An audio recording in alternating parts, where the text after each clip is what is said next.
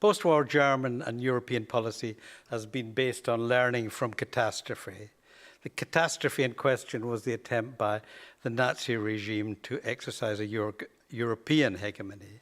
The European Union in its design was calculated to impede hegemony, and the European policy of the Federal Republic adopted a European vocation where more Europe was the default position. In pursuing this position, the Federal Republic operated through the Franco-German relationship, with France, symbolically at least, for many years taking the leading position. As de Gaulle rather brutally put it, France was the coachman and Germany the horse. Not sure if that was the reality, but that was the symbolic position. Germany was very reluctant to act alone or to take the leading position, fearing that other member states would never accept German leadership. This is a particular view of Helmut Schmidt, and sometimes called a leadership avoidance reflex. Among the larger member states, Germany was more enthusiastic about supranationalism. Apart from opening up markets for rising German exports, national interest was rarely, if ever, invoked, since Germany's national interest was seen to be European competition. This was a very successful policy. The arena of cooperation meant that Germany's overwhelming success in the arena of competition, i.e. of economics, was acceptable to other members. Germany was viewed in a very beneficent light after 1990, published an article in 1996 where it referred to Germany as the gentle giant, and today's paper, as I said, is from gentle giant to reluctant hegemon. Then came the asteroid. Just like Mrs. Thatcher was the asteroid in British politics, the financial crisis was the asteroid. The European Union had, people forget this sometimes, largely operated in a beneficent economic climate. Fair economic weather eased the distribution issues inherent in economic integration. The onset of the financial crisis asteroid and the resultant tightening of credit lines left the peripheral economies dangerously exposed. EMU, which had been designed to bring about a convergence between centre and periphery, had resulted in an active crisis along the peripheral economies. As the dominant economy and principal creditor, Germany was now catapulted into a potential hegemon role, but it was only potential. Let me talk about why Germany was so reluctant. Germany's reluctance to take on the hegemonic role has a number of explanations. It goes against the grain of Germany's traditional European policy. It's also potentially expensive. Hegemony implies followership, and creating followership entails cost. It was possible for the United States to do this post-Second World War, but is Germany a power of that size? Hegemony in its most ambitious form, this was the hegemonic stability theory of Charles Kindleberger, necessitates creating a large amount of public goods, and Germany was never going to do that. German policymakers were also preoccupied by moral hazard. I was interested how often that came up today in the first panel after lunch. In their view, and the view of many others, the debtor states needed to undertake a process of deep reform to deal with inherited debt issues and to make them competitive. To intervene too early would create moral hazard, and by taking the pressure off, discourage the member states from doing enough to help themselves. German policymakers were therefore reluctant to support bailout in advance of reform. When bailout became irresistible, of course, it was accompanied by strict conditionality. There were, however, a number of factors pushing Germany in that direction. Most prominent factor, that was reflected in the title, The Last Man Standing, is the continual growth of the German economy, which has performed well across most indicators. And even Germany's real unit labour costs have moved favourably, and people's perception of the future, they take a very optimistic view of Germany. The only people who take a pessimistic view are some people inside Germany, but outside, very pessimistic. And the growth and health of the German economy contrasted with the continual weakening of the French economy, culminating in the loss of the AAA status. Because the normal German reaction to this would have been a Franco-German reaction. But unfortunately, France had become too weak. And the brutal logic of a sovereign debt crisis, pitting the interests of the creditor nations against those of the debtor nations, was always going to test the Franco-German relationship. In such a situation, Germany's allies were likely to be the creditor member states of Northern Europe, and Germany could no longer rely in the same way on the Franco-German relationship. That was the axial relationship for France. A key strength of the Franco-German relationship is its institutionalized character, but this is very ill adapted to the sort of speedy crisis management needed to respond to the financial markets. And even when they do come to an agreement, it's invariably oversold, with implementation then being delayed by necessarily time-consuming ratification procedures. The structural drag inherent in such a relationship might have been transformed if there had been a dynamic duo at the helm in France and Germany who were focused on economics. Helmut Schmidt has said that he would have immediately telephoned Giscard d'Estaing, developed a strategic plan. However, such a relationship depends on a very high level of mutual trust and confidence. It would also require a stronger France, the sort of France that existed in his period. The inhibiting effect of French weakness becomes apparent in the reaction to a speech by Finance Minister Wolfgang Schäuble in November 2010, where he called for a Führungsnation to act as a stabilizer. He was echoing Charles Kindleberger. Citing Kindleberger, he argued that what was needed was for Germany and France to become the joint hegemon. Unfortunately, French weakness meant that this idea found little echo. It never went anywhere. In the post-Kohl years, Germany's European vocation changed. It's partly a product of generational change. Helmut Kohl was the last German chancellor to actively participate in the Second World War as a Flakhelfer, and the expansion of the EU from an original small, intimate group of 6 to 28, where everyone knew each other, meant that the unspoken national preferences sometimes had to be made explicit in a way that they didn't need to be in the past.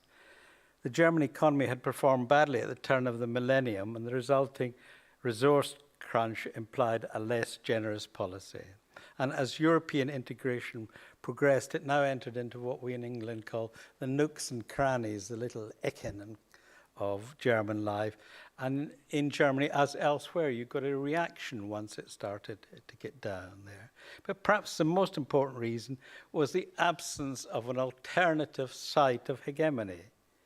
Aside from Germany, who could take the lead? If you couldn't have the Franco-German relationship, who could take the lead? The presidents of the Commission, the president of the European Council and of the Eurogroup Council have all intervened at various times, but they lacked the substance and standing to convince the financial markets or the clout to persuade other member states to come to painful and very difficult decisions. It's only the leader of a large power that can do that.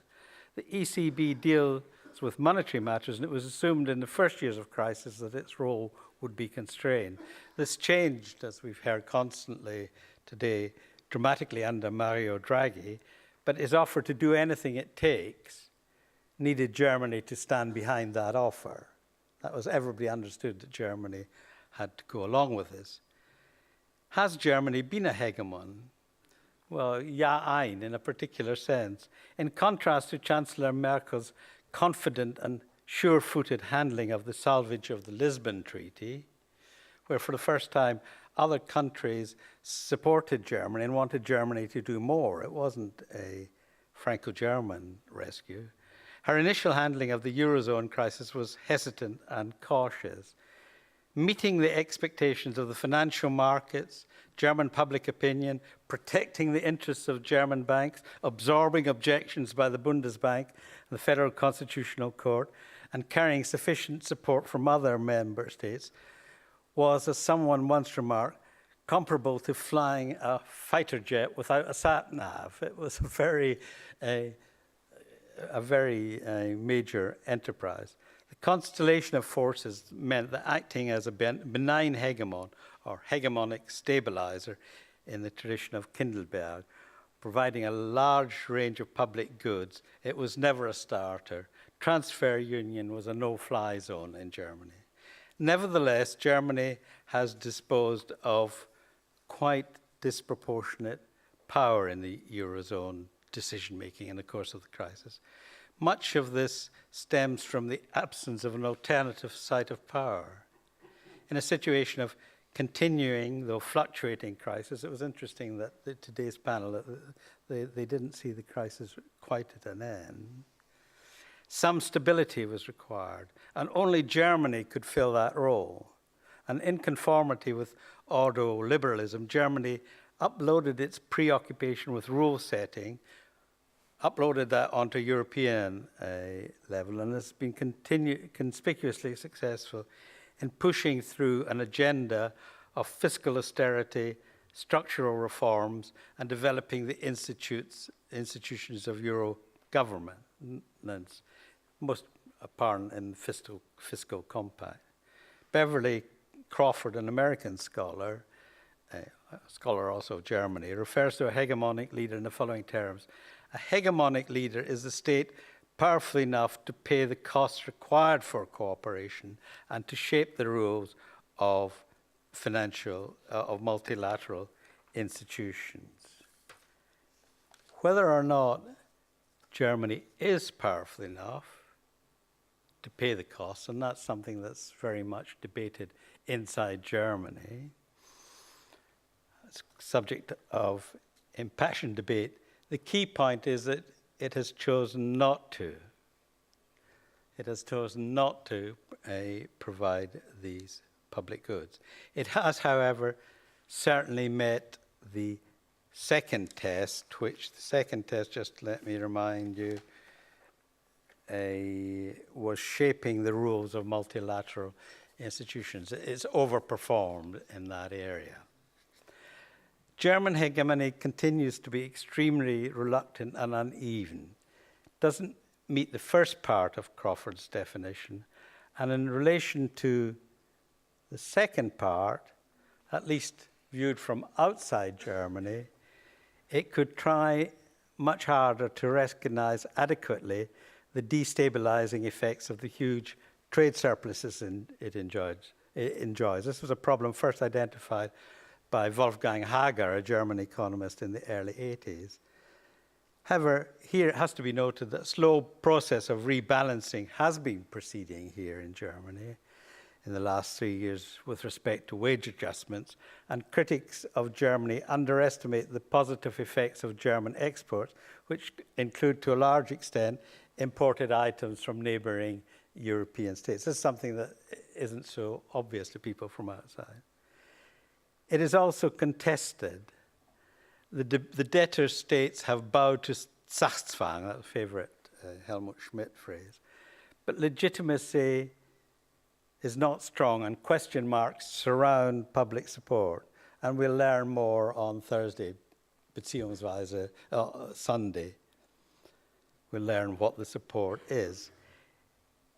Internally, though it's interesting that everything I've read indicates that the support in Spain remains quite high. Internally, it is also contested.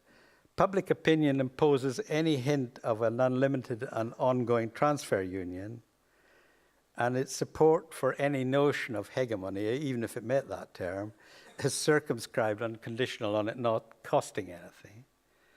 The Bundesbank, and perhaps even more obviously, the Federal Constitutional Court, have severely circumscribed the margin of maneuver of the federal government in the crisis.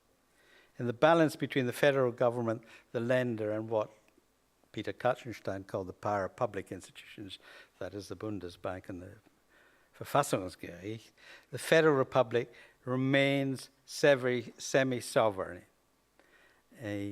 It's constrained in a way which is unrecognizable to somebody in a unitary state like Britain.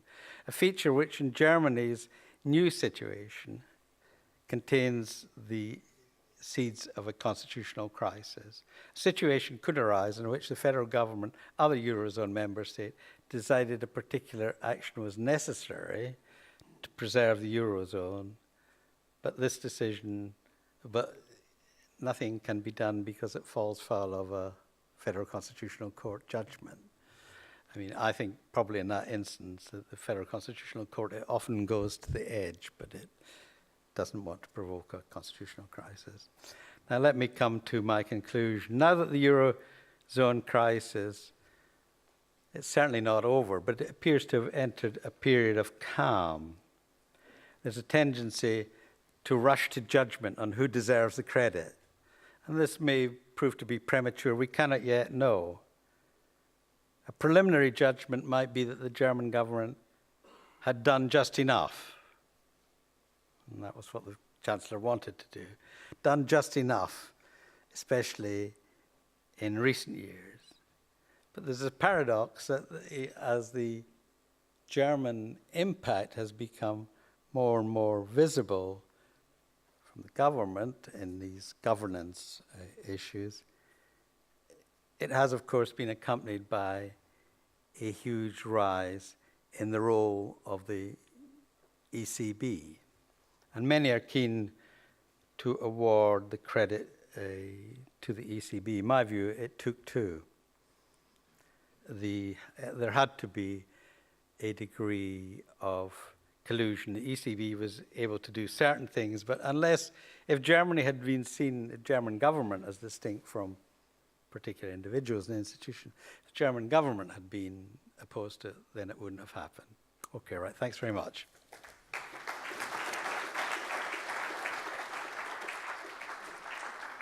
Thank you very much, Professor Paterson. May I call on Jack Ewing, the European economics correspondent of the International New York Times, a Paris-based American newspaper with his correspondent based in Frankfurt. It could not be any more international. The floor is yours and your panelists. Thank you. Very much. And could I call up the other panelists? Professor Sedláček. Yes.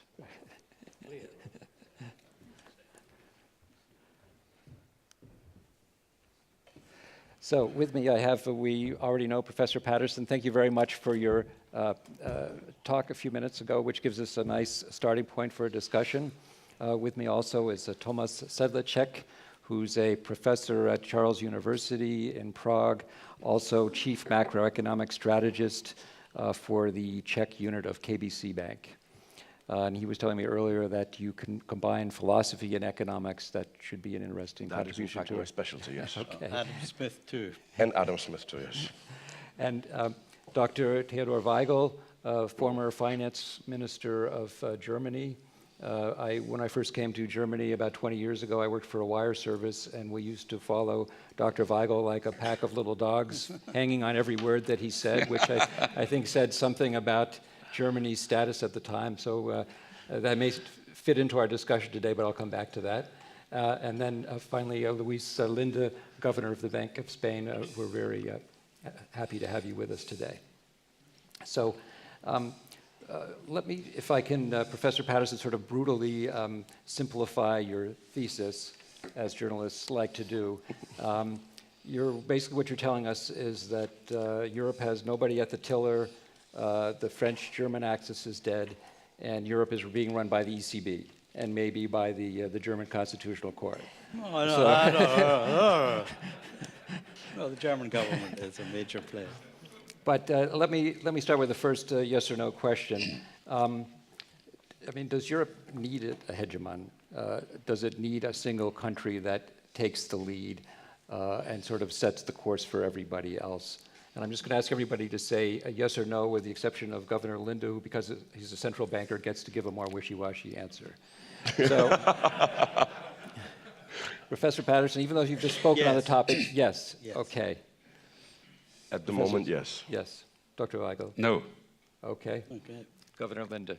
Well, so it seems I can elaborate a little bit. Yes. So we'll start with you. You can give the long answer. Only a little bit. Yeah.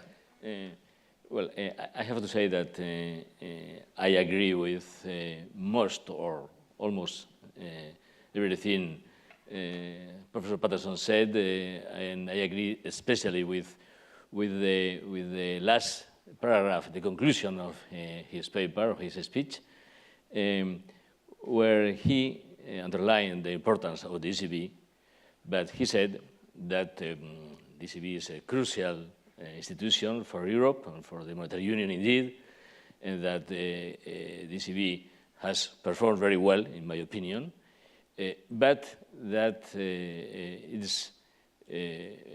would have been very difficult for the ECB to perform its duties without German political support, to speak that very bluntly.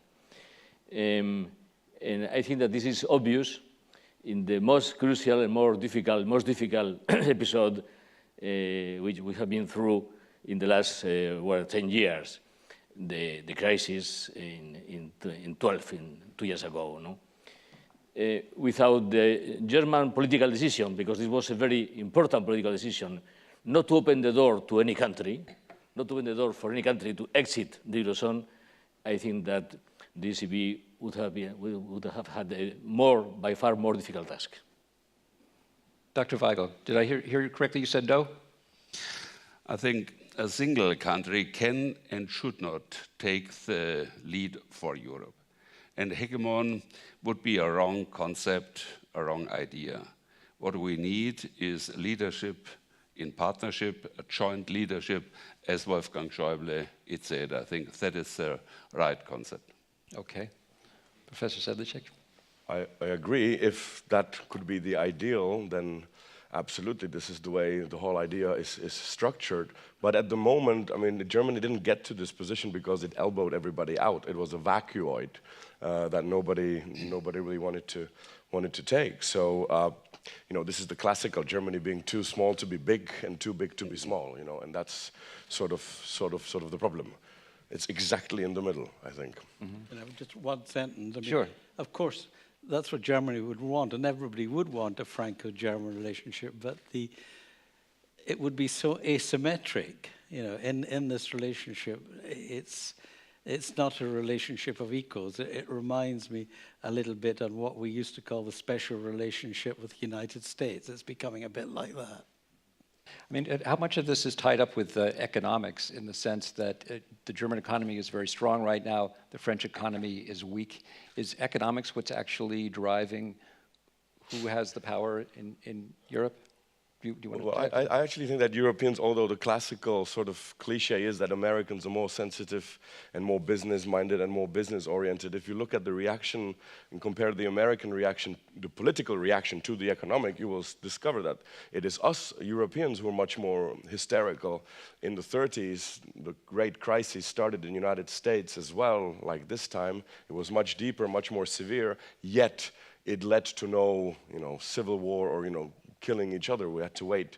That crisis had to land in Europe for us to do that. And this time around a similar, luckily not so similar, reaction. The crisis started in the United States. Nobody ever came up with a serious idea, oh, this is because we are a union. And it's because this common currency called dollar that we immediately need to question because that's what created the crisis. No, the blame of the crisis in States went through completely different, let's say, lightning rods. Whereas here in Europe, the blame almost never went to a national state, like always in the past, but the whole idea of European integration was questioned. So something that we've built here for 50 years, it was, I would say, the biggest, the most impressive revolution we've ever done in Europe. Only we don't notice it because it is so small, but if it happened in a month or in half a year, it would have been the most impressive revolution. But because of a small little slowdown in economy, we immediately hysterically overreact and have a tendency to dismantle the union. And one last thought, please don't forget that 12 years ago, Germany was not the leader, Germany was the sick man. Yeah, absolutely. But we should be politically correct, so sick person of Europe. or a sick woman, because, you know, that doesn't sound so well. So that maybe leads to another question, which I'll maybe put to both of you is, I mean, is it possible to imagine a different constellation? I mean, say in 5 years from now that the powerhouse economies are Spain and Italy. I mean, is it possible to imagine anyone besides Germany and France being the leaders in Europe? Dr. Waigel? I think it's absolutely necessary to have a good cooperation and good friendship between Germany and France, of course. But in spite of this, it's from time to time necessary to have coalitions with stability partners in Europe. In the 90s, when I had problems with the criteria, some problems also with France and Italy, I tried to get coalition partners, and that were Netherlands and Finland and Benelux, Denmark, sometime UK, of course. And I think that was necessary to build and to create the European currency unit. And, but never it was possible to do it against France. It was necessary to convince France at the end and to win France for this position. And that was possible and that was successful. It's not easy to do that, but I think it's necessary and there is no other way, there is no alternative. We have to find solutions together with Germany and France. Governor Linde, if I can maybe rephrase the question a little bit. I mean, does it have to be, Dr. Waigel was just talking about coalitions mostly with other Northern European countries. Is it always going to be a North-South thing? Sometimes also with Southern countries, okay? Sometimes also with Spain. Well, I think that indeed, as you said, Mr. Waigel, indeed, it's impossible to think any important decision in Europe being made against Germany or France. First of all, indeed, you can have also difficulties if you are doing things against other countries bigger or not so big, but against Germany and France is difficult because this is the economic core or Europe. No? But in the case of Germany, I would say that this is not only a question of size, it's the biggest economy in the Union indeed, but also a question of success in the last years. At the very beginning of this century it was different, but the success of the German economy has been obvious in the last 6-7 years, and also of political stability, because indeed we need growth, we need a good economy, but we need also a political stability. And it's obvious that Germany has now an important degree of political stability, and this is important for the economy also, indeed. No? One example, when we created and found the name euro, we had some problems because France said we want to have écu. It was the name of a coin in Middle Age. But in Germany, I was not able to convince the people with this name. And when we had our meeting in Valencia, 95, Chirac said we should have a referendum for this. And then Chancellor Kohl said, Jacques, you should think about, because what will we do if there are 60 or 70 million voters for Denmark and only 40 for France? And then I tried to say, Franken could be a possibility. And then González said, that's not possible in Spain because it would be named Franco and we don't, we don't want to have this name. Okay? And then I had the support from González, and together with your Prime Minister, we were successful. So, well, I think we're all grateful we're not walking around today with Really, Franken was not Francos in our a pockets. bad idea. Can I come back on Sure. one point? Jack? Frankenstein, no? It's, what would be the basis? I mean, what would be the basis of the agreement between France and Germany? Because the Chancellor has stressed consistently over the last year the importance of competitiveness. She's a little mantra which ends up with is it 7% of the population, 50% of the social security. So competitiveness is at the center and has to be at the center. Now, the question is whether France buys into this or not. Eventually, it's a decision for France, isn't it? They have to decide to buy into this. But if they don't decide to buy into this, then there's a problem. Let me go back to your original thesis. Is Germany, in fact, a reluctant hegemon? And I'm just going to ask everyone to, again, answer yes or no before we go into the discussion. In other words, does Germany really not like the position it's in, or does it like it? Is it finding its way to a more sort of hegemonic role in Europe? Well, yes and no. It doesn't want to be a hegemon in that very heavy sense. It does want to be a hegemon in the sense of setting the rules. You know, if you look at its influence on setting the rules, Euro governance, and so on, is quite disproportionate. So I'm even more radical than yes, Germany is a reluctant hegemon. You could even see it the way we answered in this panel. Yeah. You know, we want more, and German friends say no, we mustn't do this. And of course, all true power is always symbolic. True power should never be exercised. But that was a yes answer that with an appendix. All right. No, the Germans don't want to be hegemon, but I think we have to take more responsibility. Okay, well. That's a nice phrase, yeah. It's a better name, a better idea, and I can convince the Germans for more responsibility to see the pasture and the future, but not to be hegemon. Not if it costs too much either. I mean, the Germans are no different from anybody else. I agree to you to 99%. Sorry, let me stay with that. What would more responsibility mean? I mean, how would you define that? What concrete would Germany be doing? I didn't understand. What? Just what does responsibility mean in that context? I mean, what form would that take in practice?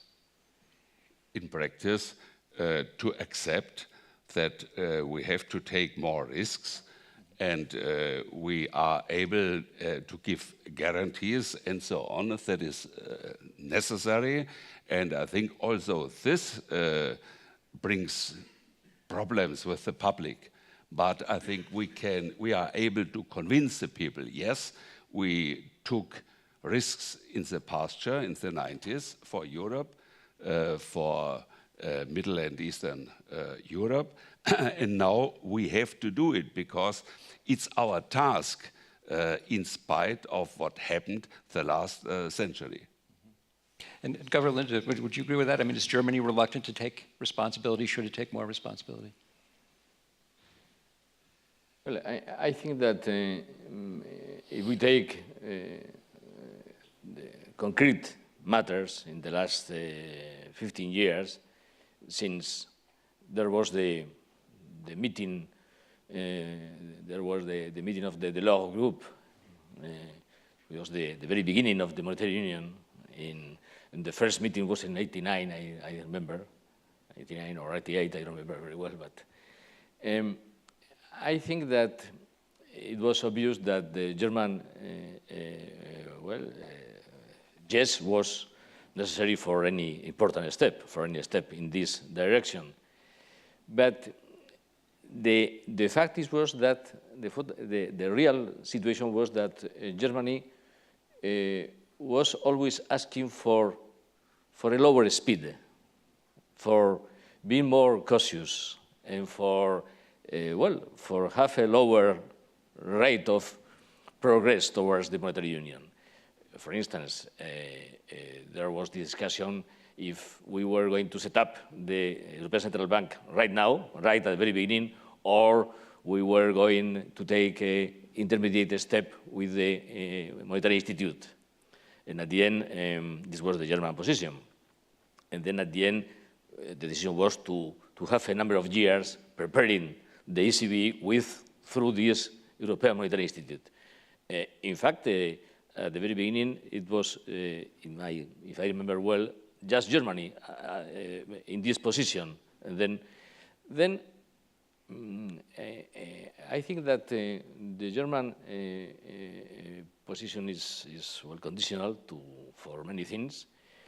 But at the same time, as Mr. Waigel remember, there was a time where we were changing partners of dance to every new music or to several different musics, no? The alliance were not always the same and with the same partners. And then I think that in these last years of the crisis, this panorama, this traditional situation of changing partners and changing allies has been a little bit blurred and difficult to see.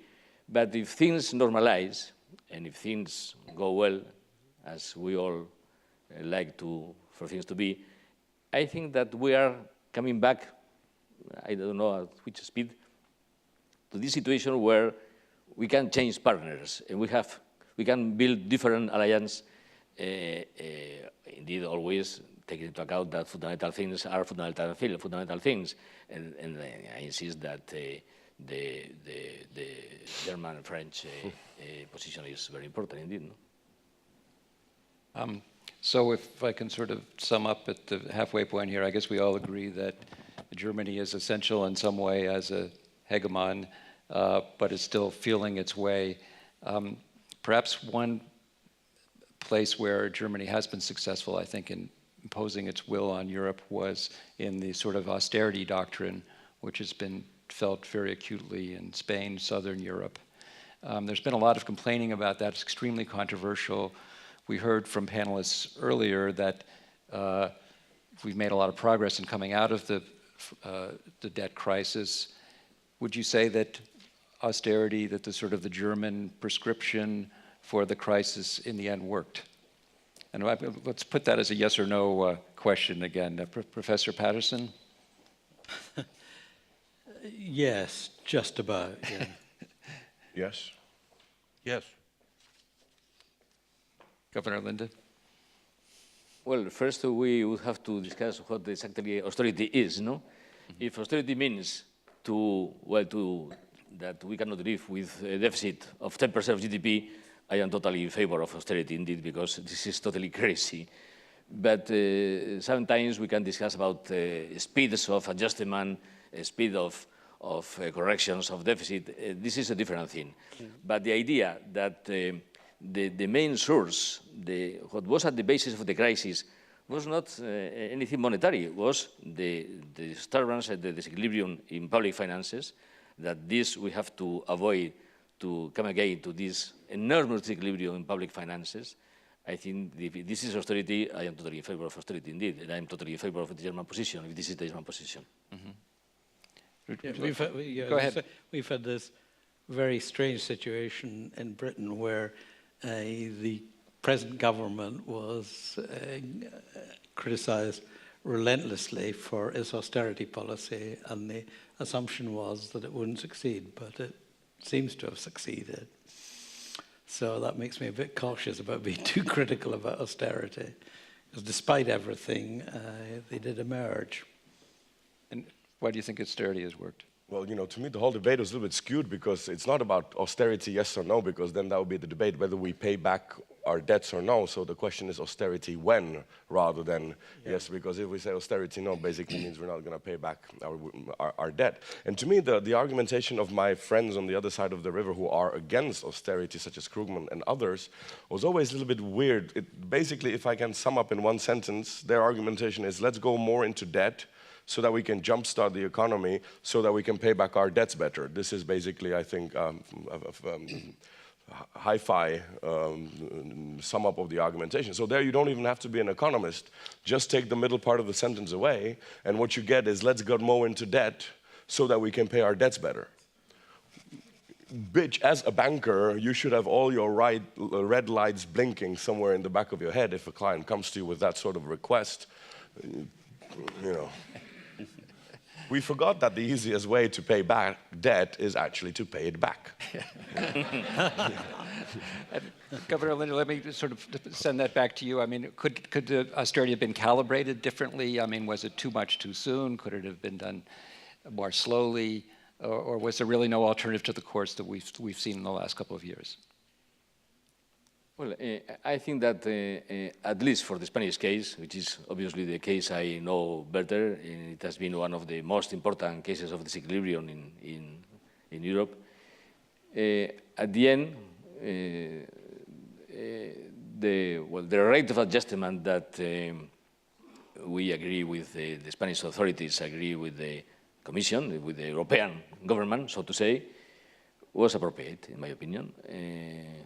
And well, the proof, I would say, or one proof that this was appropriate, is that Spain has come back to growth, slow growth and weak still, but growth, and is improving, and that we are at the same time making an enormous adjustment in the deficit, in enormous fiscal consolidation. Then I think that the proof that if we have been able to do both things at the same time is that this was not a sensible approach to do that. Go ahead. I think austerity policy is not a German way or a German medicine. It's an experience coming also from the Commission, from the ECB, from the IMF. It's not a German medicine. And for our example, we needed 10 years to be more competitive. Labor market reform, Schröder, Agenda 2010, responsible wages policy. I think we had very responsible unions the last 10 years, very responsible, more than in other countries. Then more competitiveness and productivity and budget consolidation. That's a mixture, not only austerity policy, and I think that is necessary for every country. That's not a German medicine. So it's unfair to sort of blame Germany for the austerity. Yes. And let me stay with you, Dr. Waigel. We were talking earlier about competitiveness, and you just mentioned that a lot of Germany's competitiveness took place actually during the Schröder government, a lot of the legislation that led to today's German success. Is there a danger that not enough has been done since? And what does that mean? Let's put it back in the context of this panel. What does that mean to Germany's leadership in Europe? Everyone in Europe can be very relaxed, because in other countries, in Spain, also in Greece and in Portugal and in other countries, there are now many reforms, very strong. And in Germany, now we have a still standing. We are withdrawing some reforms this week, okay, to reduce the retirement age, to make other wages, minimum wages. I think that's not the right way to go forward. And there we have problems. I think the next years, if there would not be a change in the policy, and other countries in Europe are going forward. So, Professor Paterson, what's that going to mean to constantly the power relationships in Europe? Yeah, I mean, Tony Blair used to talk about he didn't always follow it, but he talked about being in favor of things that worked. And the sort of changes that Dr. Waigel mentioned, we'd seen them in France and so on, a reduction of retirement age. These don't seem to work, so it seems fairly strange. But I suppose the Germany is such, at the present moment, is such a comfortable country, that it feels that it can do this without it fundamentally affecting its competitiveness. I mean, part of the answer is that the German economy relies on this very, very high level of skills of the German population, what we like, and so that it's not so price sensitive. So they can do things like that for some time, but eventually... For some time. For some time. Eventually they would... Not too long. Not too long, but eventually they could do it, whereas this is not the way it is with us at all. No, I don't, this is just something that I wanted to say earlier. The widely held expectations is that Germany will remain the most successful economy. Some people in Britain point to the changes in demography and the way we're going to become the largest country in Europe and so on, but I'm not sure that all that many people buy that. I mean, the most interesting question is what's going to happen about France, because the French could change themselves. They're an ingenious people. But whether they have the political will to do that, if they had the political will, then things would look different. Whereas I'm much more doubtful about the capacity of some of the peripheral economies to become very competitive. Ireland has done incredibly well. I mean, done better than we have in some ways, but they have a number of advantages. And I'm not sure. I mean, if we take Greece, I mean, tourism is becoming more successful again. But where's the basis of Greece's competitiveness going to be? That's my problem. Go ahead. One problem is that every socialist president in France needs 3 years to change the policy. Mitterrand needed from 79 to 82. Then he changed the policy completely. And Pierre Bérégois did an excellent job from that time. Jospin and Dominique Strauss-Kahn only needed 6 months. And then they agreed to the Stability Pact. In the beginning, it was very hard to do that. Strauss-Kahn came first in the ECOFIN meeting and said, I'm against the Stability Pact. And I asked him why. He said, we have promised it in the campaign. I said, why did you promise it? So, because we didn't expect to win. And now I think it's high time for President Hollande to do that, what Mitterrand did after 3 years. But you have to have policy in order to change it, right? Yeah.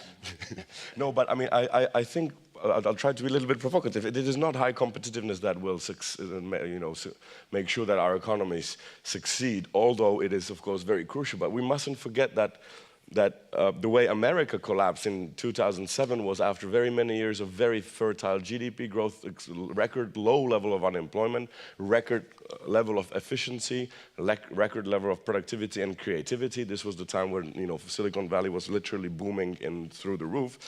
So macroeconomically speaking, the weather was a little bit like today. There was not a cloud in the macroeconomic sky, and this is the moment where the economy collapsed. So one of my theses is that the economy is not depressed, as a lot of people say, but the economy, in fact, is manic depressed, if anything. And we know from psychiatry that collapses happen both in the manias and in the depression. So I think it is not the role of economists to only speed up the economy, now it is in depressions, but also to slow down during the manias, and we often forget that.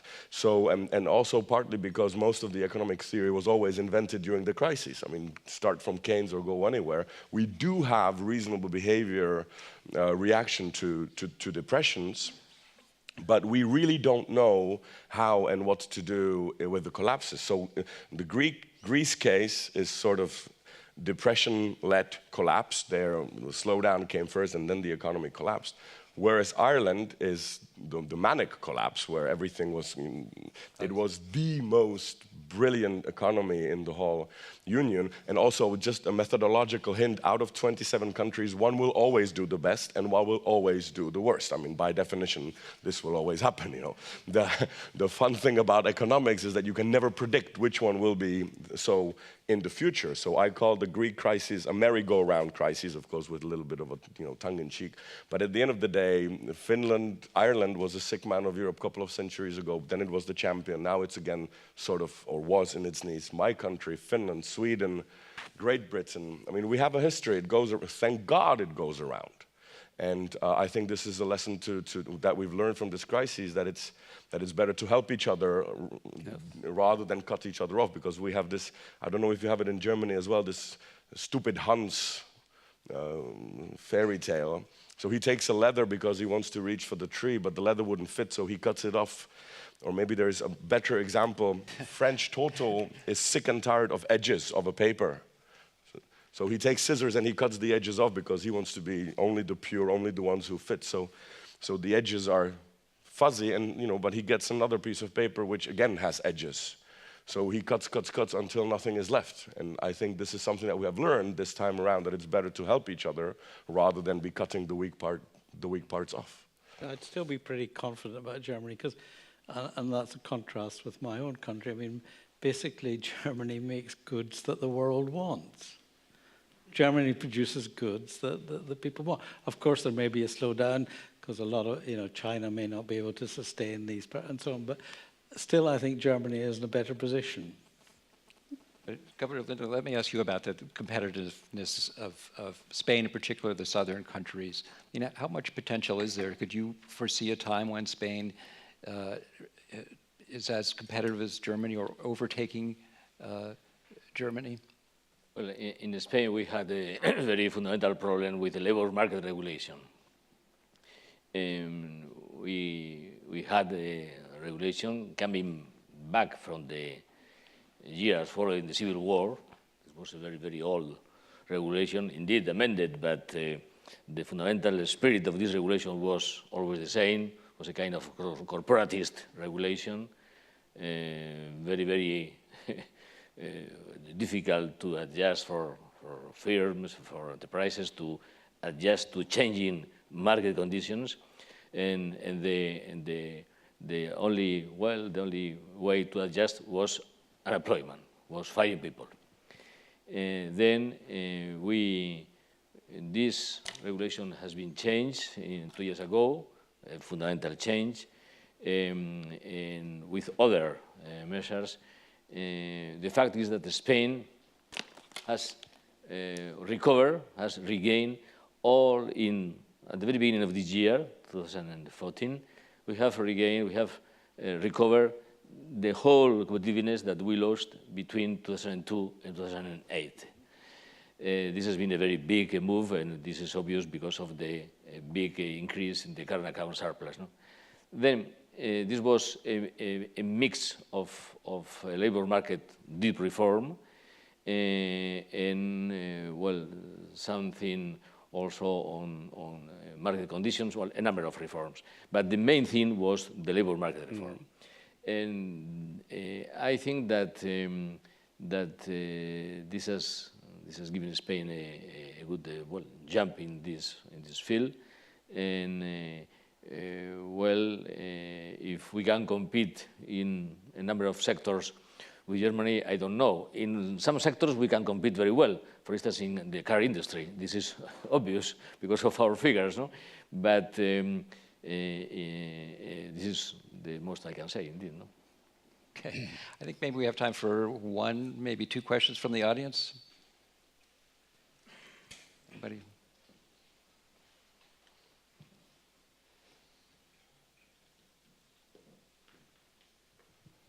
Mr. Ramsdorff. Detlef Ramsdorff, Deutsche Bank. I quite understand, like Dr. Waigel, of course, that hegemon is not a very good formulation for Germany. But maybe I think generally we could say it would be good if Germany, chancellorship and so forth, that they say we should stick to the rules which we have agreed beforehand. in various treaties. In the Maastricht Treaty, we have agreed that 60% debt should be the limit and 3% every year. And all these different rules, no bail-out clause and all this kind of stuff. So in the end, why shouldn't we be, yeah, well, that's also a difficult word, but maybe somebody finds something else, like a teacher who says, these are rules, these are good things, they are generally good, like Dr. Waigel said. Is that a question? Are you coming to a question? Yeah, no. I only want to say that, like Dr. Waigel said, yeah, we should really do things which are not Germanic. They are generally correct rules, and if somebody sticks to that and says we should stick to it, I think that's a good thing. And the question is, of course, do you all agree? Thank you. Well, maybe just, because of time, I'll put it to you, Professor Paterson. Is Germany, is that its proper role as the rule maker of Europe, rule enforcer? Well, that's its self-appointed role, and that's the rule. That's the policy it's followed. I mean, small countries initially felt awkward about that because they thought of the Stability Pact and where France and Germany hadn't followed that policy. But I would have thought that in recent years, clearly a lot of credit goes to the Chancellor here and Finance Minister Schäuble, that Germany has a great deal of credibility. It has more credibility than other member states. Okay, let's conclude by, I'll ask everybody to complete this one sentence.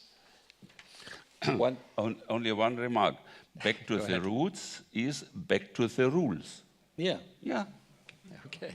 Back to the rules. Yeah. So, sentence completion. The one thing I would like to see Germany do differently is... The one thing I'd like to see them do differently is to live up to the aspirations that they announced in January in relation to foreign and security policy, the aroused hopes about how Germany would take its responsibility. Governor Linde, what would you like to see Germany do differently in a perfect world? Well, in a perfect world, perhaps Germany could think about the surplus, the external surplus, and the asymmetry that it exists between the two sides of the two possibilities of imbalance. I think that we have to think in Europe about that. Dr. Waigel, what should Germany do differently? I think it's going in the right direction now. I won't say to convince the partners that the best way is not a German solution, but the alternative of reasons and international experience, the advice of IMF and international institutions. Not a German way, but the way of reason and experience. Professor Sedláček, you have Which the, is you have a the last synonym, word. right?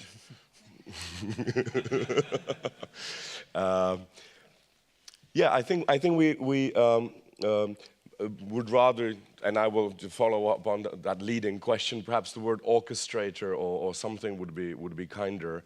And one of the reasons, and I will smuggle in my other answer into this last, one of the reasons why we have this debate is because we are still thinking in nationalistic terms when it comes to GDP. GDP looks like a neutral fact, but just the fact that we measure it in national terms is in a way a remnant of nationalism. If we measure GDP, I don't know, regionally or color of hair-wise or sex-wise, then this debate, Greece versus Germany with all the remnants of Second World War, wouldn't even exist.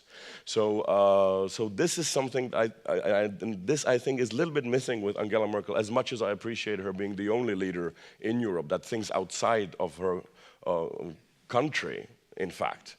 To have a little bit more, sort of, how should I put it, philosophical, economical program for sort of looking at the world of economics differently. Okay. Well, I think we're out of time, so I would just like to thank all of you very much for a very lively discussion, and also those of you in the audience who've stuck it out all day. Yeah, very good. Thank you very much, and I'll turn the floor back over to you, Mr. Bate.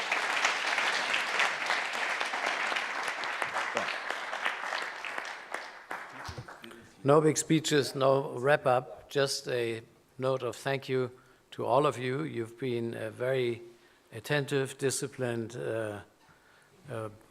participant here. I think we all learned a lot. Did we finish any of the symphonies we started to? No. So because of that, we would like to invite you next year to continue our symphony on March 17, 2015, here in Frankfurt.